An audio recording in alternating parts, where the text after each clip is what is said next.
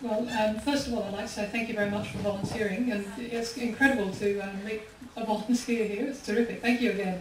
We really appreciate it. But in terms of how we manage the number of people on programs, it is a continuing problem for volunteer managers because in an ideal world, we would get exactly the right number of volunteers would go to all our offices to start programs.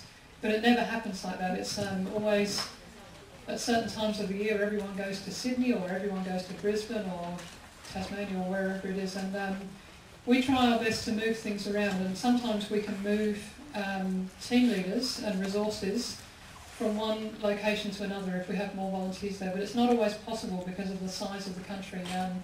Sometimes we can do it, usually in smaller states like Victoria or Tasmania, but when everyone goes to Sydney and Brisbane, that's usually, or Cairns is the other one, that's usually the most popular places for volunteers to go. So for us, if we have a lot more volunteers regularly going somewhere, then we will try and add more programs to that location. But we have to find more funding to be able to do that each time, and more resources to put into that. It's never an easy thing, and if I could make all the volunteers go evenly everywhere around the country, it would make life really easy for me. 那非常感谢你的，就是来参加我们志工计划，那非常开心今天在这里见到你。那另外，你刚刚提到这个问题，的确对我们一直都是一个很大的问题哦，因为往往会有很多人，他们想要到雪梨啊，或者是到一些比较大的城市，然后来做志工计划。那到一些比较偏远的地方呢，可能就没有人愿意当志工了。那一个方式是我们会把我们的小领队，把它派到那些就是有很多志工的地方，然后把我们资源也移到那边，然后在那边继续进行其他更多的一些计划。不过这也是需要非常多的资金跟资源的援助，所以目前还是一个还在进行当中，然后还在思考要怎么样去做一个更好的人力管理的一个部分。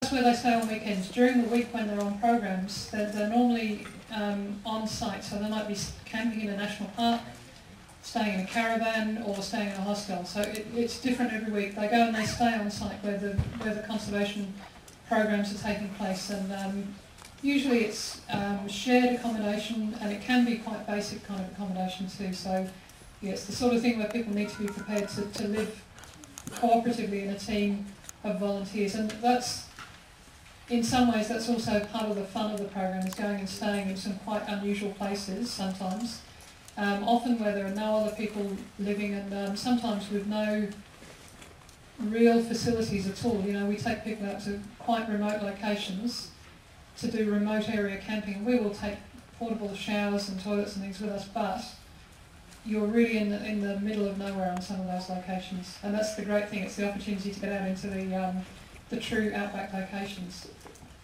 那基本上来讲，就是住宿的标准是非常非常淳朴的。如果是在周间在工作计划的时间，有的时候如果你是在国家公园，你可能就是在国家公园搭帐篷，或者是住在那种就是拖车上面。那如果是周末的话，我们的确在某些地方是有一定的在小屋这样子。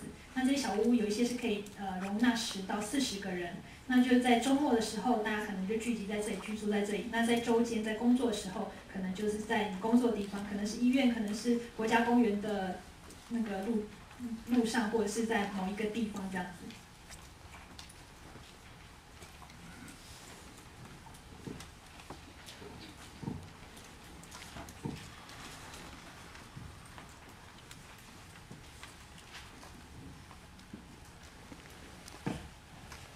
Thank you, Madeline, for your presentation. My question is CVA work closely with other scientific research organizations? And also, how does CVA make use of the wildlife data volunteers collected? Thank you very much. That's a great question. That's a really good question. We really are an important part in the process because we have a team actually at the moment who are in a very remote location in Western Australia doing turtle research. We have one turtle researcher on our staff who's employed by us, and the reason that this research is so important is because the turtles in this area, we don't know if they're endangered or not. The recording is actually called data deficient, and that means that no one has ever recorded how many there are or how many hatch. Because they're in such a remote location, really the usual way of doing things would be to send a team of highly trained scientists to research the turtles in that area. You really don't need highly trained turtle researchers to count numbers of turtles hatching and count the eggs and those sorts of things. That's a perfect job for volunteers and something that we can do. All that information then is fed back into the Department of the Environment in Western Australia. And we also publish that information publicly on our website too. So we have a turtle site for that particular species. And it's the same for a number of other species too. So we really do the things that wouldn't get done without volunteers helping. We have another team actually last week that were counting koalas in a really remote location in Queensland. 2 days drive to get there, and again, there's no way that you would get a team of wildlife researchers to go out there. You wouldn't be able to afford the kind of costs involved in sending a group of people out. But we can send the volunteers, bring them back and bring the information, and then they can do the research back at the universities. 那这是一个非常有趣的问题哦，像我们现在在南澳，就在一个非常偏远的地方，我们就有一组的志工，现在在算那边的乌龟还剩下几只，因为那种乌龟，它们其实我们还不知道它是不是已经濒临绝种哦，因为之前完全没有人算过，所以我们就请这些志工，然后去那边收集一些资料，把这些资料传回我们在西澳的一个研究团队，然后来进行这些研究。那另外像我们上一周也是在进行一个在昆士兰的一个无尾熊的一个计算，然后来计算说还有几只，然后再把这些资料可能送回某些大学，然后来应用这些资讯。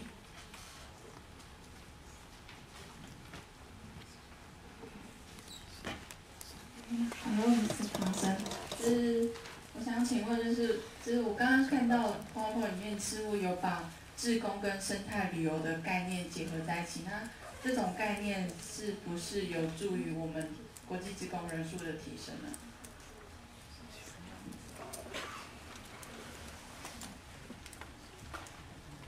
Actually, that's also a very good question, and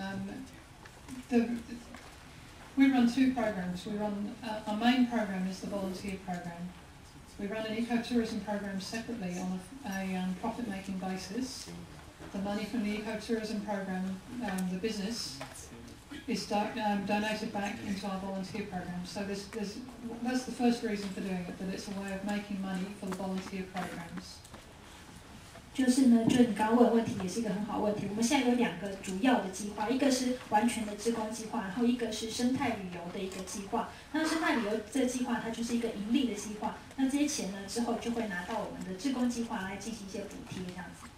But there's also a second reason which is really important, which is that as our volunteers, I mentioned at the end that we had to keep finding ways for our volunteers to grow with us. And we found that once volunteers who had been volunteering with us for quite a few years, once they get into an age where their career becomes really important, or they have young children, they just don't have as much time to volunteer, but they would still like to have a way of being involved. They've also got a bit more money and a bit less time, so they would like to have a more relaxing experience and still be contributing to conservation and learning. So we decided to develop a holiday program for those people and use it to fund our volunteer programs.